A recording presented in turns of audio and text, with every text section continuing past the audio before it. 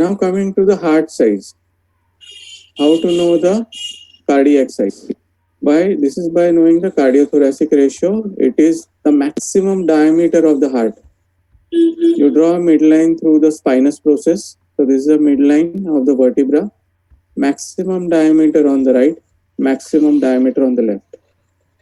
This is A plus B. So A plus B divided by the maximum diameter of the chest or maximum diameter of the lung fields. So that is C. So if the cardiothoracic ratio is more than 0.5, then it means there is a cardiomegaly. So this is also very important. Examiners might ask you to do during your final practical exams.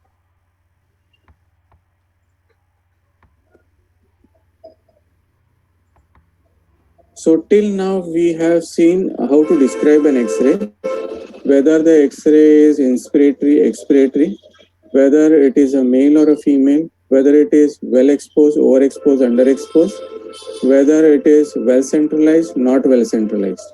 So these are the points you have to answer when you when you are answering in the exams, in your final practical exams. Now coming to the structures. You also have to know the various structures. The examiner might ask you, okay, show me where is the right ventricle, show me the left ventricle, show me where is the aortic knuckle, where is the pulmonary conus. So then you have to know where are various areas in the mediastinum. So this is superior vena cava. Then we have the right pulmonary artery. Then we have this border of the heart is the right atrium. Most of the time students tell it is the right ventricle. It is not right ventricle. This is the right atrium. This is a cardiophrenic angle. This is a costophrenic angle. Costophrenic angle here you have is a liver. This is the breast shadow. Coming to the left, this is the aortic arch or the aortic knuckle. This is the aortic pulmonary window. What is the significance of aortopulmonary window? It is a space, it is a concave space between the aorta and the pulmonary conus. And if this space is obliterated, then it means there is a hilar adenopathy or there is a mass which is present. It is a pathology. And therefore, the hilar adenopathy or any hilar masses will obliterate this concave space. And therefore, this aortopulmonary window is very important. You have the pulmonary conus over here, that is the pulmonary artery. Then here starts the left atrium. This border is of the left ventricle. This is the gastric bubble, and this is the splenic flexure of the colon. This is the descending aorta. This line is of the descending aorta. So I again repeat, this is the SVC. You have the hilum over here. The hilum contains the pulmonary artery, veins, and the bronchoscopulature apart from the lymph nodes. You have here is the right atrium. You have the cardiophrenic angle, costophrenic angle, the liver. This is the breast shadow. On the left side, you have the aortic arch or the aortic knuckle, the aortopulmonary window, the pulmonary conus, the left atrium, the left ventricle, the gastric bubble, and the splenic flexure of the colon. And this is your descending aorta. Okay.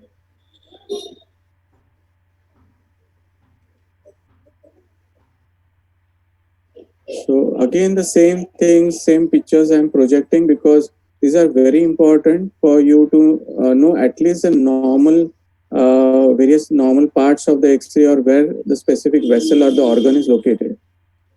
You can see the clavicles. This is a trachea. This is a trachea. This is a spinous process. As I said, this is aortic knuckle. The left hilum is present. This is the left ventricle, the right atrium, the left hemidiaphragm, the CP angle, costophrenic angles. These are the cardiophrenic angles, and the breast shadow. Apart from that, if I go back, here you will see the inferior vena cava, IVC. Here you can see the IVC. Here you will see the line of the SVC.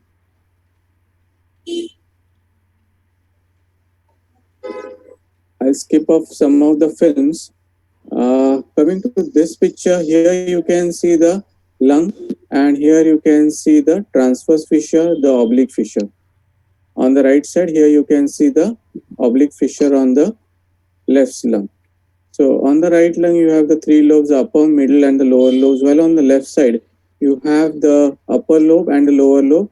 In the upper lobe, you have this area is a lingular area. And these lines show us the cardiac size.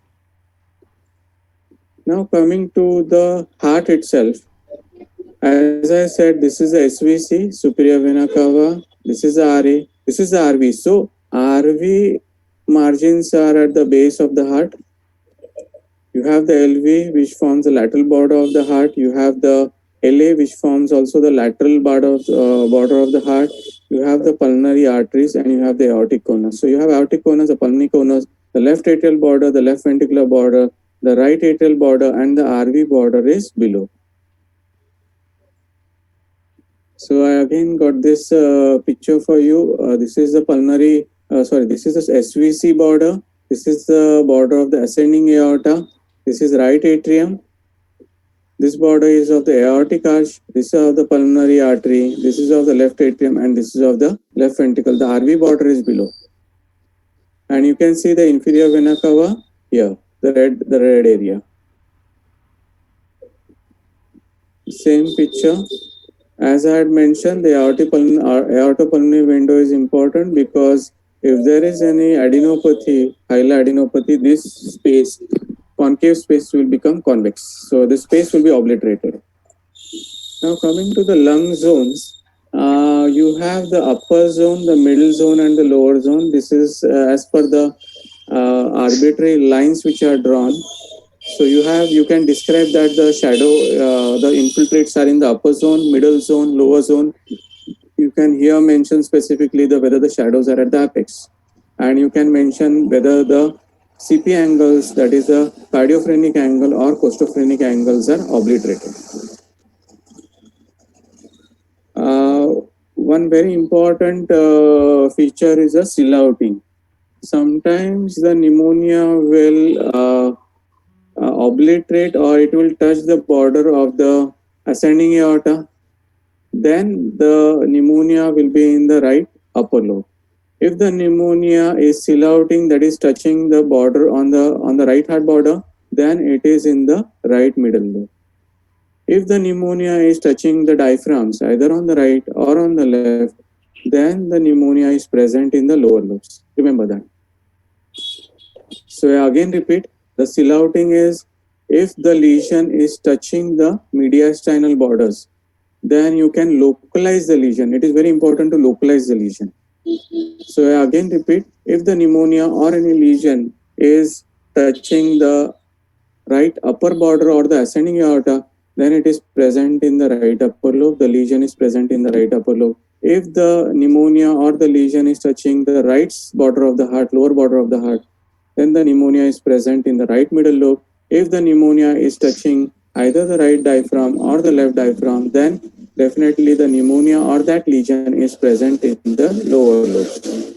Coming to the left, if the lesion or the pneumonia is touching the aortic knuckle, then it is present in the left upper lobe. If the pneumonia is touching the left upper border of the heart, then it is present in the left upper lobe. If it is touching the left lower border of the heart, then it is more in the lingular area. That is the lingular area of the left upper lobe.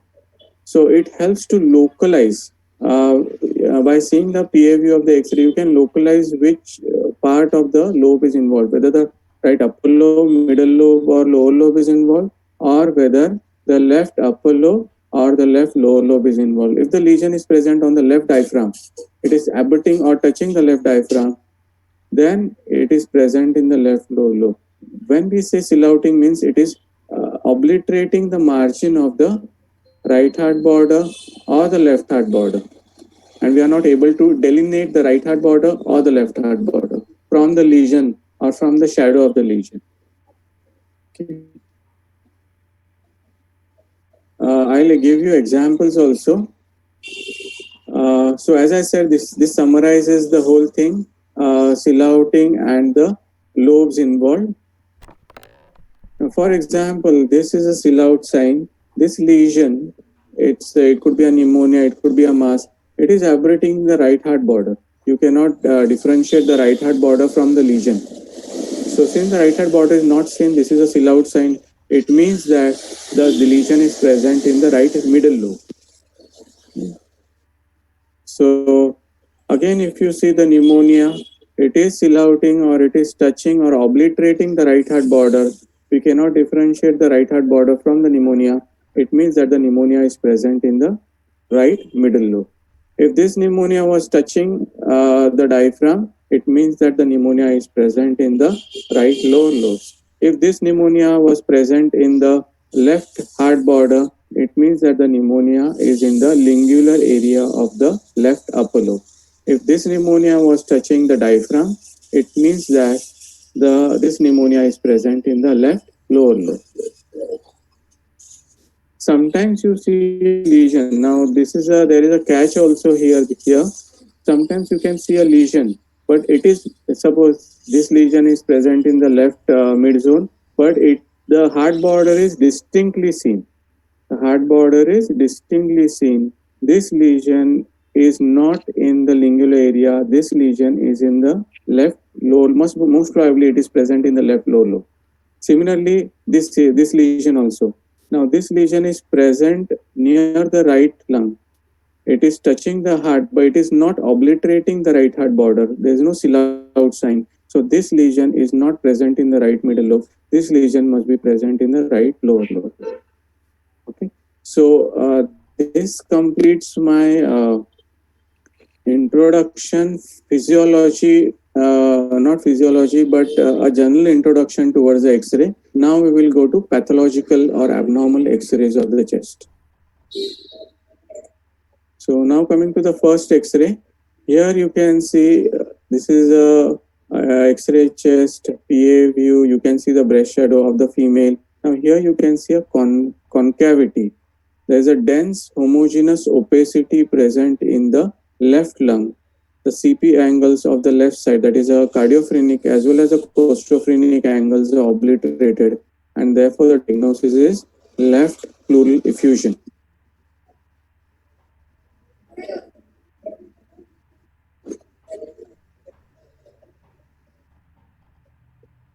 Now, whether to know whether it's a mild, moderate, or massive, definitely it is not mild, but it is not massive effusion. The reason is the trachea is midline, but there is some shift of the mediastinum. So it is moderate to severe effusion. There is some shift of the mediastinum towards the right.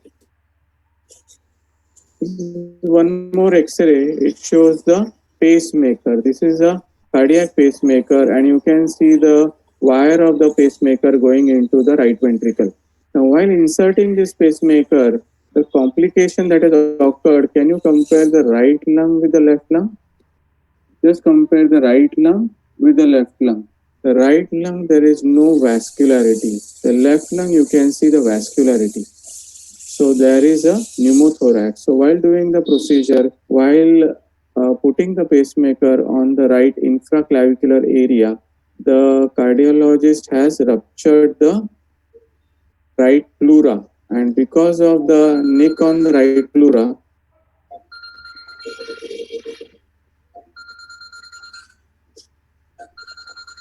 one second.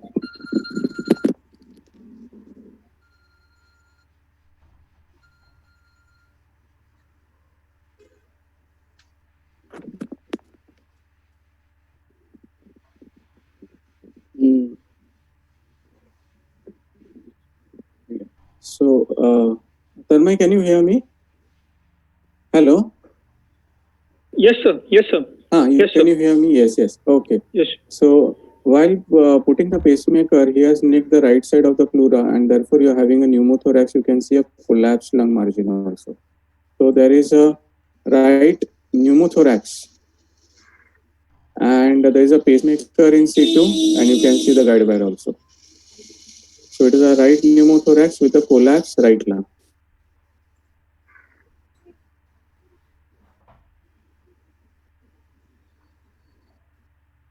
Then you can see this X-ray. This X-ray suggests showing on the right side there is a round cavity. It is a thick walled cavity. It is having a air fluid level. So this is a large abscess. So How to differentiate a cyst from a bulla from a cavity? The cyst is very thin walled, while the and bulla is also very thin walled, while cavity is slightly thick walled. And the wall of the cavity can be from 5 mm to 15 mm also, the thickness of the walls.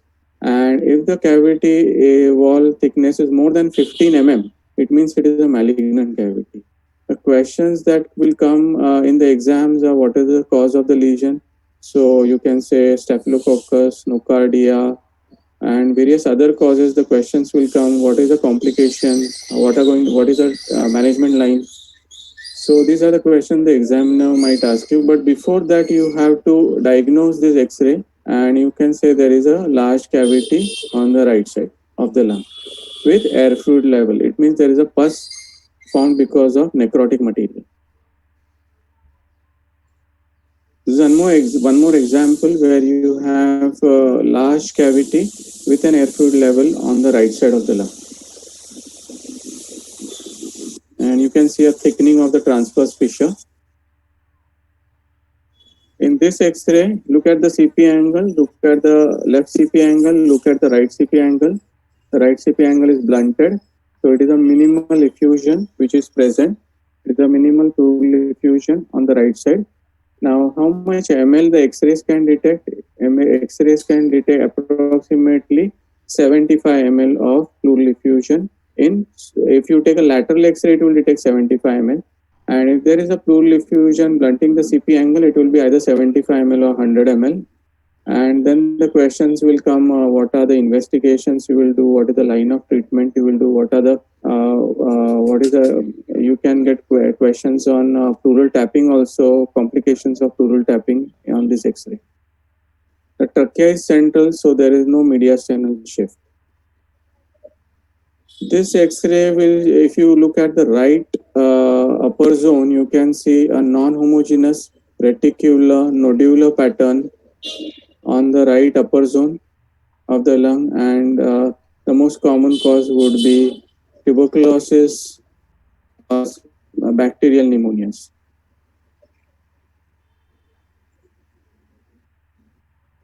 This X-ray kindly go through the cardiac shadow. The lung fields are okay, but go through the cardiac shadow. See the heart. It is boot-shaped heart. So the LV is enlarged because the LV angle is very acute. The LV is enlarged and it is displacing the cardiac apex upwards, and therefore the boot-shaped heart is there. So the questions will come: what are the causes of RV enlargement? What are the cyanotic heart disease which can cause boot-shaped heart? The commonest answer would be tetralogy of Fallot. The other thing in this is whether the lung fields are oligamic or plethoric. When we say oligamic, means the vasculature is not seen clearly, while plethoric film means there is increased bronchovascular markings. You can see bronchovascular markings at the periphery also. So that is a plethoric film where there is increased vascularity. While in this X-ray, the vascularity is very less, so the X-ray lung fields are oligamic. Now, this X-ray you can see small miliary type of shadows. They are 1 to 2 mm in size. They are bilaterally present in lung field. They are present in the upper, mid, as well as the lower zones of lung field. So the questions is miliary shadows in bilateral lung field. What could be the causes? It could be miliary tuberculosis, atypical pneumonias, or viral pneumonias. It could be lymphangitis, carcinomatosis. Apart from, you can get this in pneumoconiosis also, coal miners lungs, or silicosis also. Now look at these shadows. These are fluffy shadows. Okay. So these fluffy shadows, they are bilaterally present.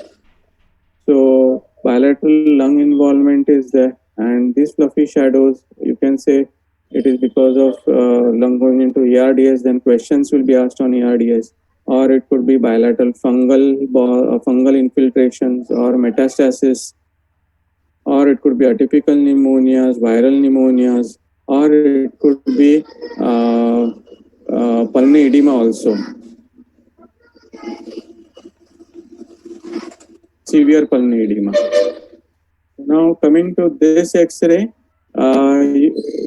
this right lung, you can see some infiltrations are there which are reticular fibrotic type, and on this side, if you see the vascular markings are not there. There is a translucency present. There is some air fluid level. You can see the left lung margin also, and you can see this tube. This is a intercostal drainage tube. Okay, you can see the opacity of the tube also. So the diagnosis would be a hydropneumothorax with ICD in situ, and the commonest cause would be tuberculosis because you can see infiltrates on the right lung upper lobe.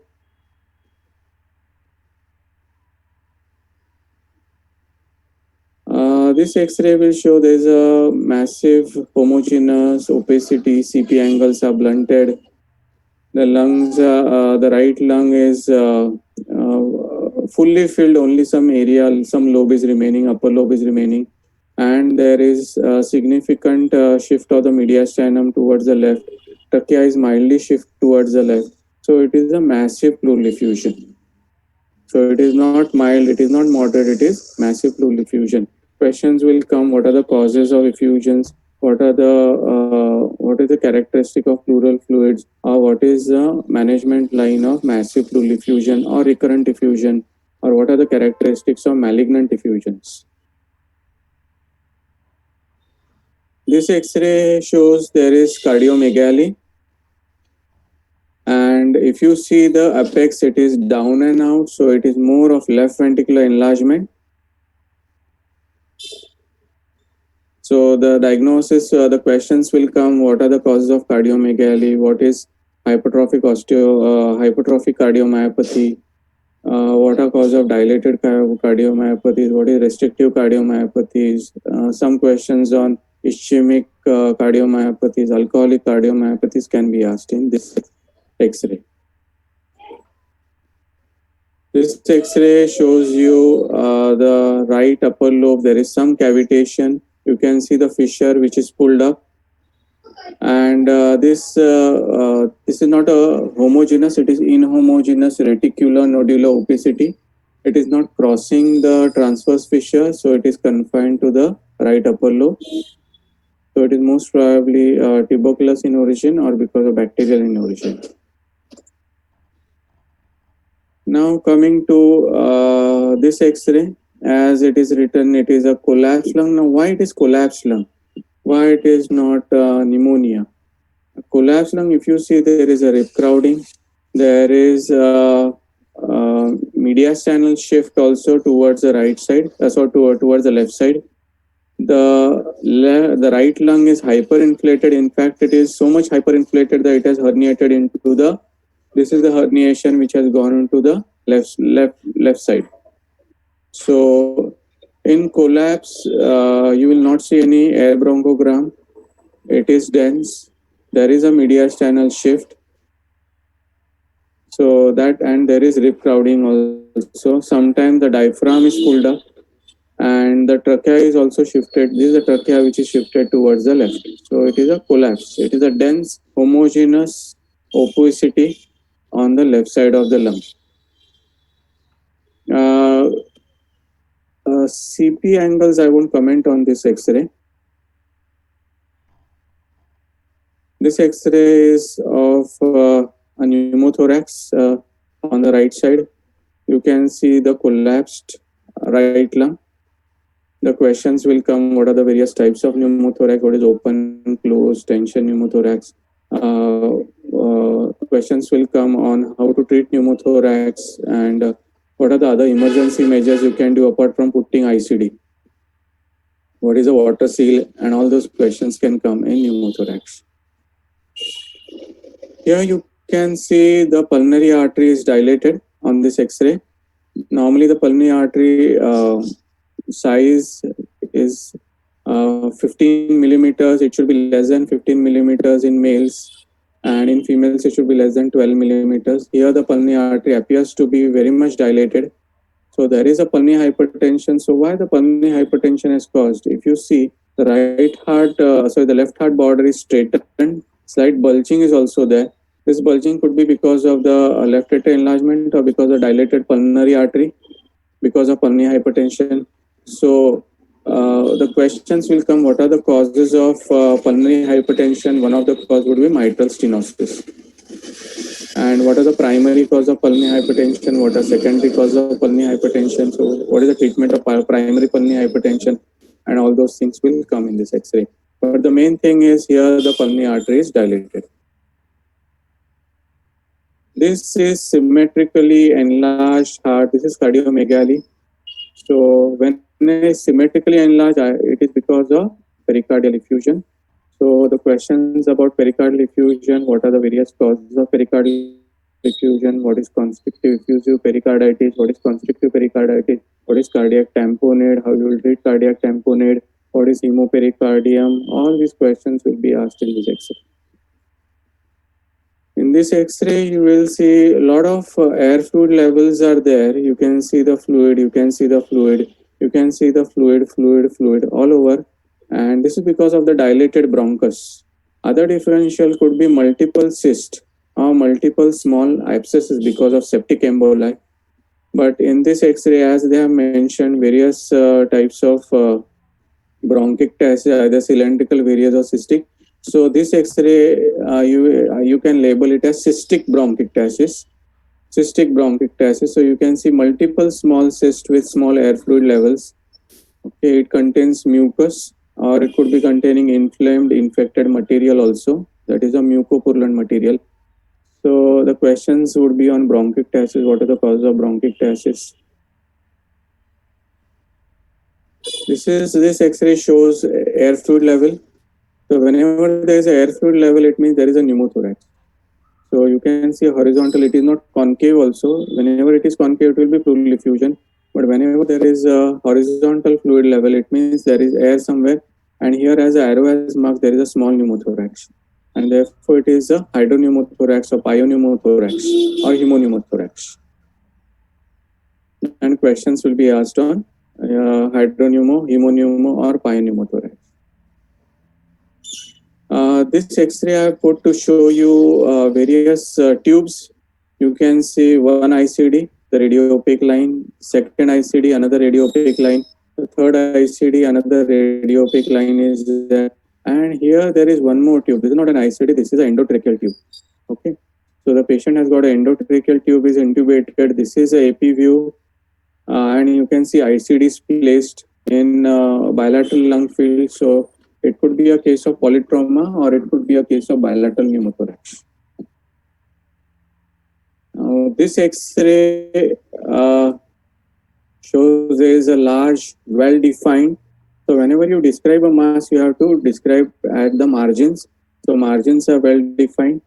It is homogeneous. There is no air fluid level. There is no, but there is a homogeneous density. So it could be filled completely with fluid or with pus also, but there is no air fluid level. So it's a large mass present in the left lung. And it could be a malignancy, it could be a large lymphoma, it could be a abscess, large abscess filled with pus, it could be a cystic lesion filled with cystic fluid, or it could be a hydrated cyst which is filled with fluid. So questions will go on either of, it could be on hydrated cyst, it could be on abscesses, the questions will come on malignancy also. Now this X-ray shows bilaterally filled, there are reticulonodular markings are there which are destroying the lung. There's some fibrosis stands also. So reticulonodular bilateral with fibrosis. It shows that here there is apical fibrosis also. So it shows that this is a case of ILD. Then the questions will be on ILD, interstitial lung diseases, idiopathic pulmonary fibrosis, one of the very severe most ILD with very bad prognosis, or it could be on pneumoconiosis, also occupational lung diseases. So the questions would be on ILDs and on pneumoconiosis in this X-ray. This again shows a large pleural effusion. It is having a concavity which is facing upwards. You have some mediastinal shift also. The CP angles are blunted. It is dense, homogeneous opacity. This X-ray shows there is a mediastinal widening. If you compare the other X-rays, if you compare this X-ray, there is no mediastinal widening. So compare this X-ray with this X-ray, there is a significant mediastinal widening. So the questions would be, what is the cause of mediastinal widening, whether it's aortic aneurysm, whether it's a retrosternal goiter, whether it's a thymic enlargement, whether it is mediastinal adenopathy, so it is a lymphoma, Hodgkin's lymphoma, or whether there is some teratoma, whether the tumor is coming from the posterior mediastinum, middle mediastinum, anterior mediastinum, or from the superior mediastinum. So you have to know what are the structures present in superior, anterior, middle, and posterior mediastinum. This is a destroyed lung, bilaterally destroyed lung, fibrosis with honeycombing bronchiectasis. So you can say it is a interstitial lung disease, or it could be a because of connective tissue disorders also, or it could be drug-induced fibrosis, pulmonary fibrosis because of methotrexate or bleomycin. So these are the various differentials you can give on this X-ray. This X-ray shows there is a straight heart border, there is cardiomegaly, and you have a dilated pulmonary artery. So there is a cardiomegaly, straight heart border, dilated pulmonary artery, and therefore it is most likely to be a mitral stenosis because of mitral stenosis. Here the questions can come on mitral stenosis, or the questions can come on cardiomegaly also, or on pulmonary hypertension. This X-ray, again, I have put, it shows multiple air fluid levels. So as I said, it could be a cystic bronchiectasis, or it could be multiple abscess because of septic embolia. It could be because of staphylococcus infections.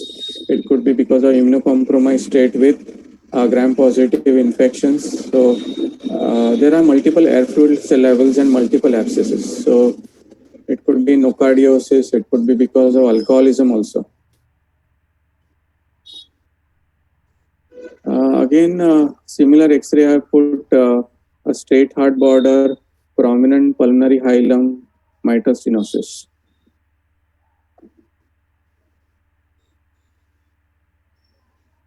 This is a bulging fissure sign. So whenever you have a pneumonia, then the fissures get bulged because the alveoli are filled with edematous and purulent material, and therefore the size of pneumonia increases, but it doesn't cross the border, and therefore the fissure bulges down. So there's a bulging fissure sign.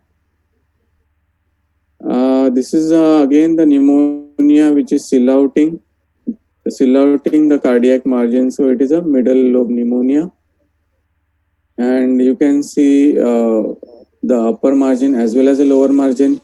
You can see the air bronchogram also. A lot of air specks are there. So this is confirmed pneumonia. This is not pleural effusion or loculated pleural effusion. This is pneumonia because you can see speckled air, that is air bronchogram, is also present in this lesion. This X-ray is having hilar adenopathy. You can see the hilar which are enlarged in size. So the first thing always in exam you have to diagnose. If you are not able to diagnose, then you are going into problems. So always the first step is you should know how to diagnose and describe the X-ray. So you can say this is a bilateral hilar adenopathy, and then the question, what are the causes? It could be sarcoidosis, it could be tuberculosis, it can be lymphoma, it could be because of malignancies also, and metastasis also. So these are the differentials, and you will have to answer these differentials.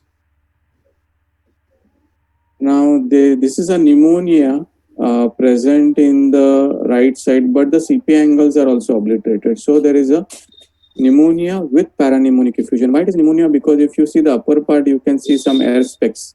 It is not very dense, while the lower side is dense. So if you compare the density between the upper and lower side, this is more dense compared to this. So there is some air specs, therefore there is a pneumonia. And since the CP angles are obliterated, there is a parapneumonic effusion. So you have pneumonia with parapneumonic effusion.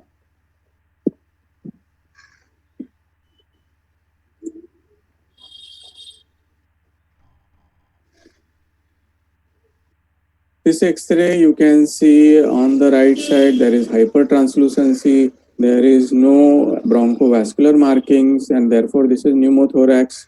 The CP angles are clear, so it is a pneumothorax. There is no air fluid level, so there is no hydropneumothorax. It's just a plain pneumothorax. So the questions will be on pneumothorax, and you can see the wavy lung margin also.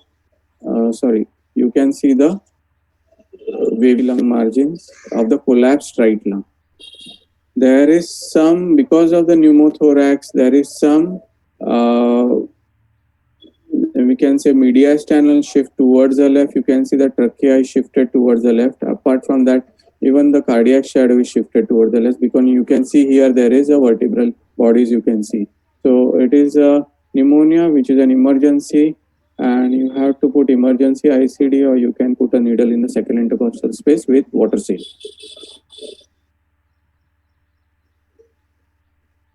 In this X-ray, if you look at the periphery, you can see pleural calcification. It is present at the periphery.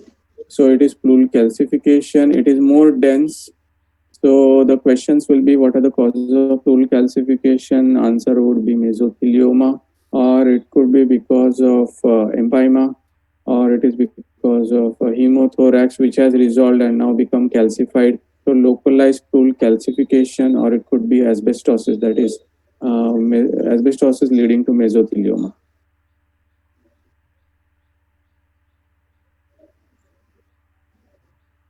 Never in medicine, registrars or housemans do miss this X-ray, because we generally think of medicine, but even a medicine person should not miss this X-ray, because if you look at here, there is air below the diaphragm. It is a duodenal or peptic ulcer perforation. This becomes an emergency. The abdomen will be distended. There will be pain in abdomen.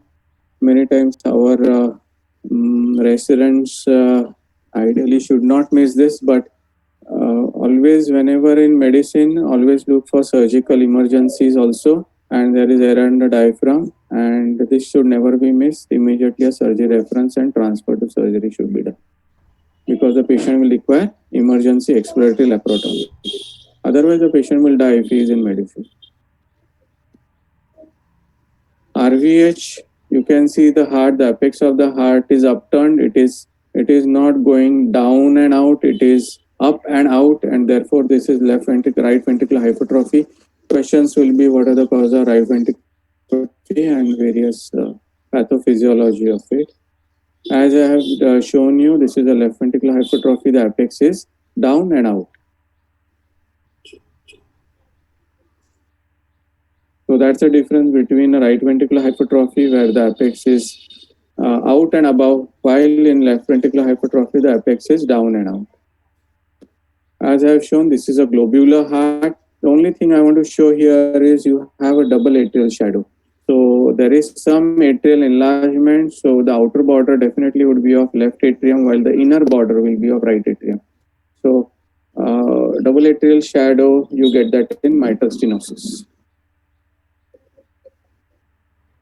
Regarding this slide, I have put it as collapse. The collapse could be because of the intrinsic occlusion, that is because of intrabronchial tumor or a foreign body present in the bronchus causing lung collapse, or it could be a compression from outside like pneumothorax, pleural effusion, or it could be because of the fibrosis seen in tuberculosis, or because of the radiotherapy, but radiotherapy more causes fibrosis rather than collapse. So here again, there is a collapse of the left lung. You can see the hyperinflation on the right side. In fact, there is herniation of the right lung into the left. The trachea is shifted towards the left. It's a dense opacity present. The CP angles are obliterated over here. So it is a dense, homogeneous opacity present on the right lung. So it is, on the left lung. So it is a white left lung. There is rib crowding also. So whenever there is a mediastinal shift, in the form of the cardiac, the mediastinum as well as the trachea going towards the left side. Then it means that, and the rib crowding is there, the diaphragm is pulled up, it means it is a collapse.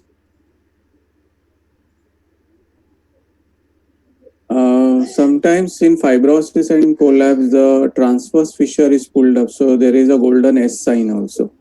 So this is the golden S sign. This is a transverse fissure which is pulled up, and this collapse is because of the hilar adenopathy which has compressed upon the right upper lobe bronchus, and therefore there is a collapse of the right upper lobes, and you can see the transverse fissure being pulled up.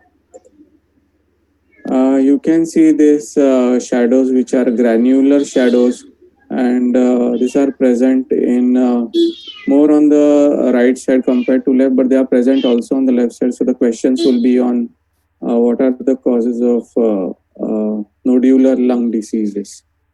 So these are multiple nodular lung nodules present in the lung. It could be round pneumonias, it could be viral pneumonias, it could be because of fungal pneumonias, because of tuberculosis, because of pneumocystic jirovecii also. So these are nodular shadows present in the lung, which are well-defined nodules. Dextrocardia sometimes we generally don't keep, but sometimes you can get an X-ray and examiner will test your intelligence or test your practicality in reading this X-ray. And this is a case of dextrocardia where the LV is present on the right side. Sorry, the apex of the heart is present on the right side, and you can get ECG findings of dextrocardia, as well as they'll ask you the syndromes also, that is immotile cilia syndrome or cartaginous syndrome in this X-ray. This X-ray is of foreign body of adolescence or a child. You can see the coin. It can be an artifact also. So get a X-ray of the lateral view, and you can see the coin present in the esophagus. So this becomes a surgical emergency because of they will have to refer to ENT. This X-ray shows honeycombing. So honeycombing is because of interstitial lung disease commonly seen in idiopathic pulmonary fibrosis, which has a very poor prognosis. So the questions will come on ILD. What are different types of ILD, which have poor prognosis, which have good prognosis? What is NSIP? What is cryptogenic fibrosing alveolitis? What is BOOP, bronchiolitis, obliterans pneumonia? So these questions might come. What is reversible, or which ILD has got a good prognosis? RB ILD, respiratory bronchiolitis ILD. This X-ray shows a pneumothorax. You can see it is on the left side. You can see the lung margin on the left side. This also is a pneumothorax, hydropneumothorax. You can see the collapsed lung. These are multiple air fluid levels, so multiple abscesses present in the lung. We have discussed before. We have discussed this also, a cystic, abscess present on the left lung. I will skip. There are multiple cystic. This also we have seen round cyst with air fluid levels present. This X-ray is of COPD. You can see generally the right diaphragm is about 2 centimeters above the left. So here both the diaphragms are equal. The ribs are horizontal. It is like a barrel-shaped chest. The interlip distance is widened. The heart is tubular, and this X-ray is of COPD. This X-ray, if you see, this is just it will not be kept in exam, but you can see the some air, thin film of air in the mediastinum, and therefore it is pneumomediastinum. You get Hamann sign, that is a crunching sound on auscultation. And this could be one of the cause, could be a Borheff syndrome also, where there's a rupture of the esophagus, or it could be traumatic also. And if you see the X-ray here, a lot of air is seen, so it is subcutaneous edema present in the soft tissue. This shows there are the bones, there are lytic lesions in the bone. So the first thing is you have to rule out is myeloma, or could be metastasis because of breast carcinoma or because of other malignancies also. So you have to appreciate these lytic lesions. A high chance of fracture. This is apical fibrosis. There is apical fibrosis in this. It could be because of tuberculosis, right? Apical fibrosis. Now this X-ray is a lateral view, and you can see the air fluid level. So this is X-ray of pleural effusion taken laterally. So this is air fluid level. The nodular shadows are present in this right as well as left side. Present multiple cannonball appearance. This phantom tumor also because of pulmonary edema, but commonest cause would be fungal metastasis, tubercular, bacterial, or viral pneumonia. There is a collapse on the right side. So there is, if you see the tracheal shift is there, CP angles are obliterated. So it is a right lung is white. The left side there is hypertranslucency. Some amount of herniation is seen of the left lung and going on towards the right side. So hyperinflation, that is compensatory. So one of the cause of this could be pneumonectomy, where there is loss, lung volume is lost, and therefore there is a mediastinal shift, and it is the space is filled with some amount of pleural fluid, some amount of effusion is present, or the thorax is filled with fluid. So I have kept this X-ray because to show for collapse, and this is left side pneumonia. You can see the bronchovascular markings.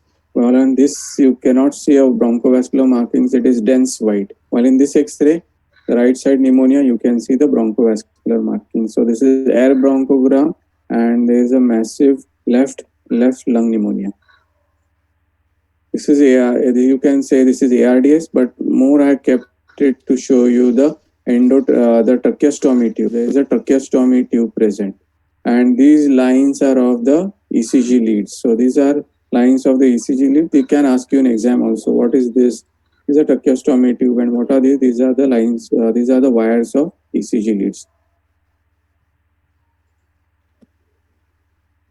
Pulmonary hypertension, as I have shown you before also, the widened pulmonary artery.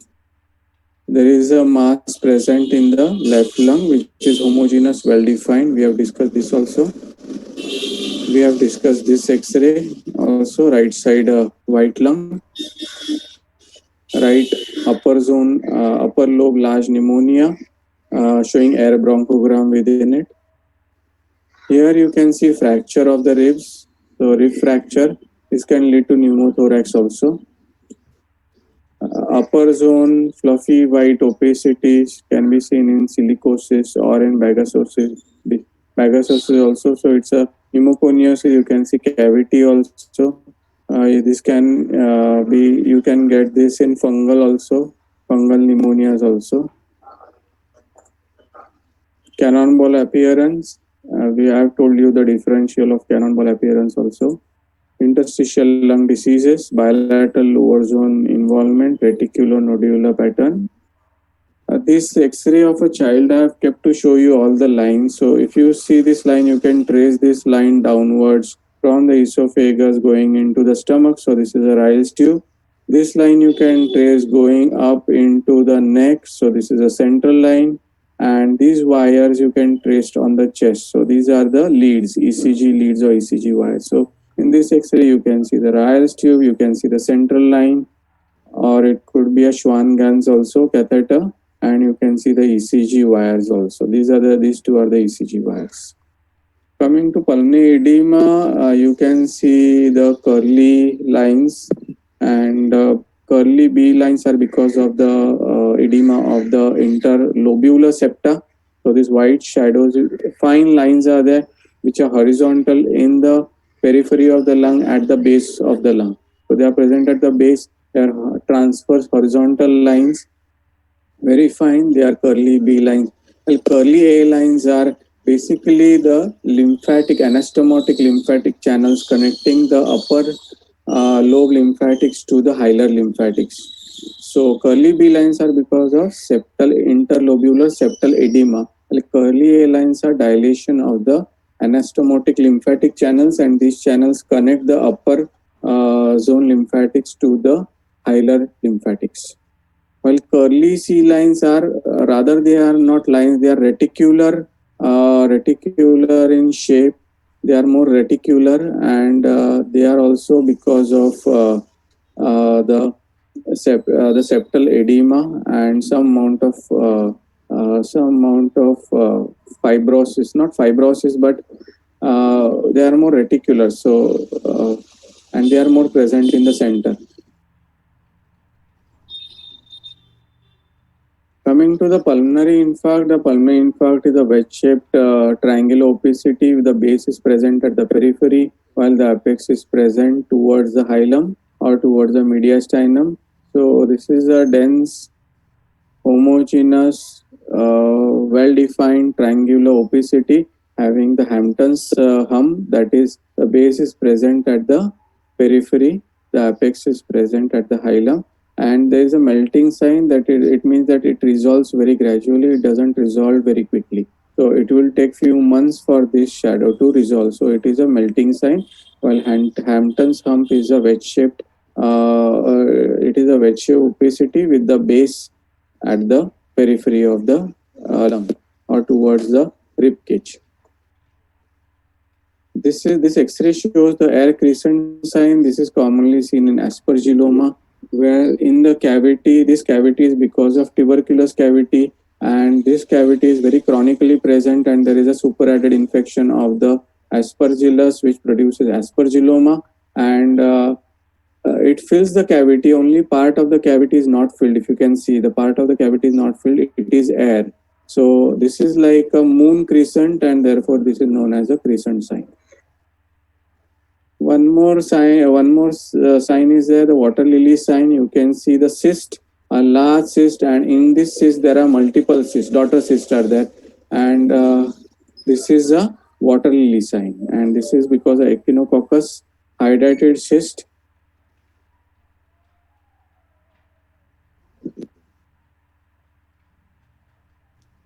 These are eggshell calcification classically seen in silicosis, where the lymph node calcification occurs, but lymph node calcification differentials could be sarcoidosis also, malignancy also.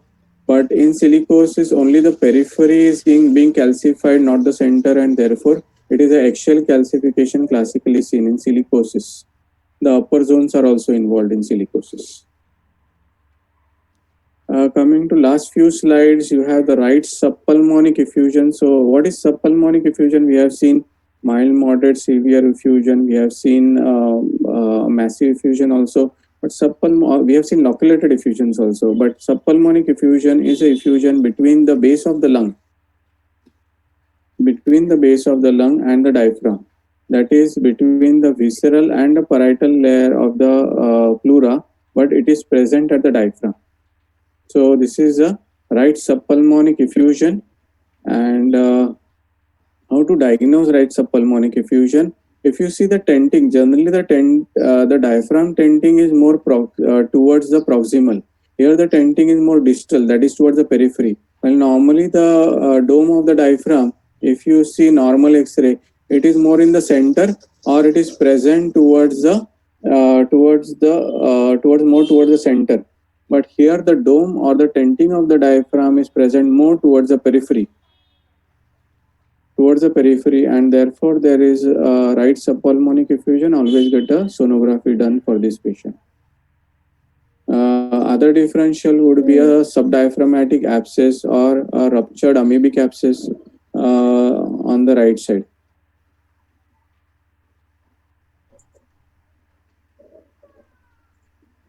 Coming to left subpulmonic effusion, as I said, subpulmonic means it is between the diaphragm and the lung base. And the left subpulmonic effusion, you have to calculate the distance between the Fundig bubble and the diaphragm. So this is a left subpulmonic effusion where the distance between the Fundig bubble and the left diaphragm is much more. So whenever the distance between the Fundig bubble and the left diaphragm is more, it is subpulmonic effusion. Okay. So we have seen, I have tried to cover most of the X-rays, including cardiomegaly, pleural effusion, pneumonias, bronchiectasis, abscesses, cyst, pneumothorax, subpulmonic effusions. So I think it would be helpful for all of you. So thank you for patient listening. Any queries, please divert it to Tanmay, and Tanmay will forward me. I have till not received the queries of our CVS cases. So if Tanmay can give me those cases, the queries of the CVS cases, I'll be able to answer it in one of the videos. And regarding this also lecture, if there are any doubts, please divert it to Tanmay. He will forward it to me and I'll answer it accordingly. So thank you all of you for a patient hearing.